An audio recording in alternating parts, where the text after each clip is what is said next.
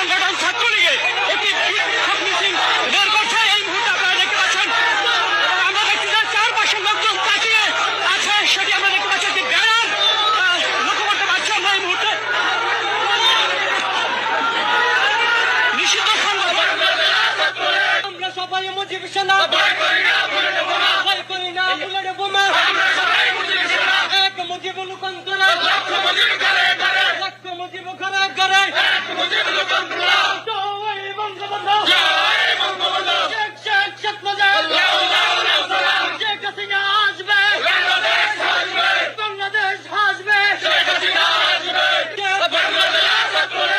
আমরা সবাই মুজিব সেনা, ভয় করি না বুলেট বোমা, ভয় করি না বুলেট বোমা, আমরা সবাই মুজিব সেনা, এক মুজিব লুকান্তরা, লক্ষ মুজিব ঘরে ঘরে, লক্ষ মুজিব ঘরে ঘরে, এক মুজিব লুকান্তরা। জয় বঙ্গবন্ধু, জয় বঙ্গবন্ধু, শেখ শেখ শেখ মুজিব, লাও লাও লাও সালাম, শেখ হাসিনা আসবে, বাংলাদেশ আসবে, বাংলাদেশ আসবে, শেখ হাসিনা আসবে, বাংলাদেশ আসবে। আমরা সবাই মুজিব সেনা, ভয় করি না বুলেট বোমা, ভয় করি না। বঙ্গবন্ধু না যে স্বপ্ন, শেখ হাসিনা কিন্তু স্পষ্ট একটি ডাক দিয়েছেন, স্পষ্ট একটি ম্যান্ডেট দিয়েছেন। সেই ম্যান্ডেটটি হচ্ছে ইউনূসের পতন না হওয়া পর্যন্ত আন্দোলন। আসসালামু আলাইকুম।